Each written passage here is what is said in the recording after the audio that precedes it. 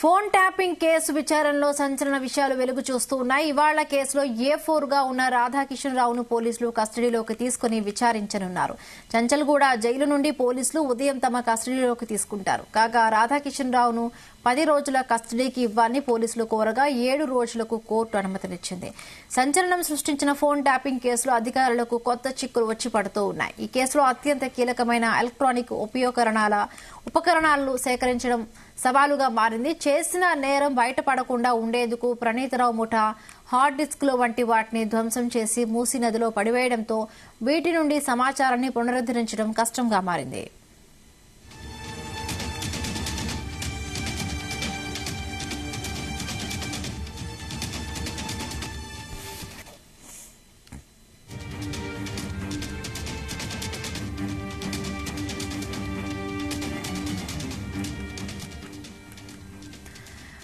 Phone tapping case విచారణలో సంచలన విషయాలు వెలుగు చూస్తూ ఉన్నాయి. ఇవాళ కేసులో 4వ A4 గా ఉన్న రాధాకిషన్ రావును పోలీసులు కస్టడీలోకి తీసుకుని విచారించనున్నారు. రైట్, దీనికి సంబంధించి మరిన్ని పూర్తి అప్డేట్స్ మా క్రైమ్ బ్యూరో చీఫ్ రవితేజ అడిగి తెలుసుకుందాం. రవితేజ, నిన్న నాంపల్లి కోర్టు 10 రోజులు కస్టడీ కోరగా కోర్టు మాత్రం 7 రోజులు అనుమతిస్తూ నిర్ణయాన్ని వ్యక్తం చేయడం జరిగింది. ఈ రోజు చెంచల్గూడ జైల్లో ఉన్నటువంటి రాధాకిషన్ ను పంజాగుట్ట పోలీసుల అదుపులోకి తీసుకుని నేరుగా బంజారా హిల్స్ పోలీస్ స్టేషన్ తరలించి ఈ 7 రోజుల పాటు అక్కడే విచారించనున్నారు. బంజారా హిల్స్ పోలీసుల మొదటి విచారణలో ఫామ్ హౌస్ సంబంధించినటువంటి ఎపిసోడ్ పైనే విచారణ జరిపేటువంటి అవకాశం ఉంది. తర్వాత ఎవరైతే బాధితులు వివిధ పోలీస్ స్టేషన్లలో ఉన్నతాధికారులకు ఫిర్యాదులు అందజేశారో దాని ద్వారా ఏ ఇష్యూలో రాధాకిషన్ రావు ఇన్వాల్వ్ అయ్యారనే దానిపై కూడా అతను విచారించేటువంటి అవకాశం ఉంది.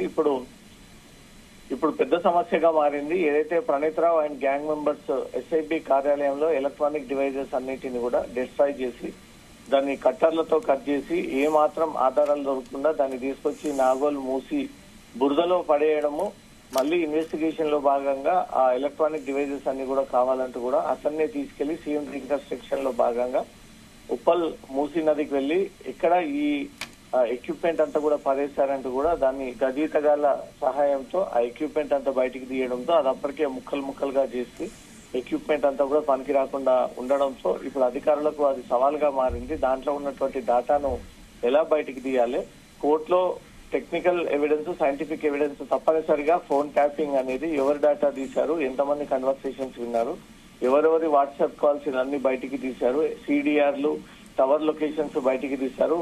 దానికి గల ఖచ్చితంగా ఆధారాలు కోర్టులో ప్రొడ్యూస్ చేయాల్సి ఉంటుంది. కాబట్టి ఇప్పుడు ఆ డేటా అంతా కూడా డిస్ట్రాయ్ అయి ఉంది. ఒకవేళ రీట్రైవ్ చేసినా కూడా ఏమాత్రం ఆ ఎక్విప్మెంట్ ద్వారా రీట్రైవ్ చేసేటువంటి అవకాశాలు లేవు. సైబర్ సలహా నిపుణులు కూడా ఈ సలహాలు తీసుకొని దాని ద్వారా దీంట్లో ఉన్నటువంటి డేటా తీసేటువంటి ప్రయత్నాలు చేశారు. కొంత ఎలక్ట్రానిక్ ఐటమ్ వాటర్ కొంత నిండినప్పుడే అది పూర్తిగా పనికి రాకుండా ఉంటుంది. కొన్ని రోజుల పాటు ఈ ఐటమ్ అంతా కూడా వాటర్ లో బురదలో నిండిపోయి ఉండడం కారణంగా దాంట్లో నుంచి డేటా తీసేందుకు మాత్రం పోలీసులకు ఇబ్బందిగా మారింది.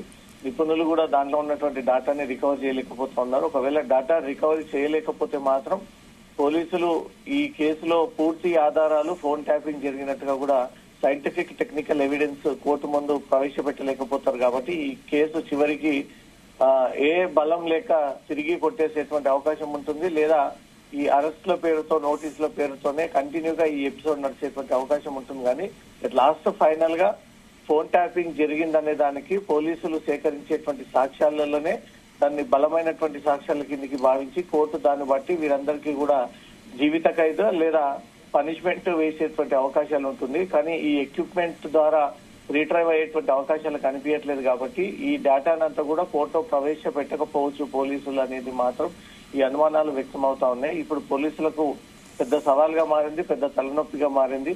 ప్రణీతరావు అండ్ గ్యాంగ్ మెంబర్స్ చేసినటువంటి ఫోన్ ట్యాపింగ్, వ్యక్తిగత డేటా, కన్వర్సేషన్స్, వాట్సాప్ చాటింగ్స్, ఎవరెవరి ఫోన్ సంబంధించినటువంటి CDR, టవర్ లొకేషన్స్ అవన్నీ కూడా దాంట్లోనే వీళ్ళు స్టోర్ చేసి చాలా తెలివిగా కాంగ్రెస్ ప్రభుత్వం వచ్చినటువంటి వెంటనే SIB కార్యాలయంలో కొన్ని డాక్యుమెంట్లు అనేవి తగలబెట్టడము, కాల్ డేటాలు, అక్కడి నుంచి ఎవరెవరు ఫోన్ ట్యాపింగ్ రికార్డ్స్ అన్ని కూడా ఈ హార్డ్ డిస్క్లలో వేసుకొని ఆ 9 హార్డ్ డిస్క్లు తీసుకొచ్చి దాన్ని కట్టర్ల సహాయంతో కట్ చేసి కొన్ని కాల్చివేయడము, కొన్ని తీసుకొచ్చి మూసీలో పడివేశారు. కాబట్టి ఎక్కడ ఏ వైపు నుంచి కూడా ఈ ఫోన్ ట్యాపింగ్ జరిగినట్టుగా కూడా పోలీసులకు ఎలాంటి ఆధారాలు ఇప్పటివరకు స్పష్టంగా లభించలేదు.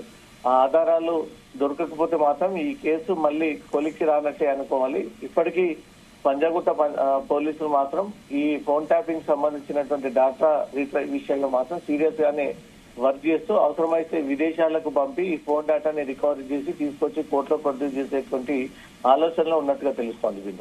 Right, thank you Raviteja, thanks for the updates.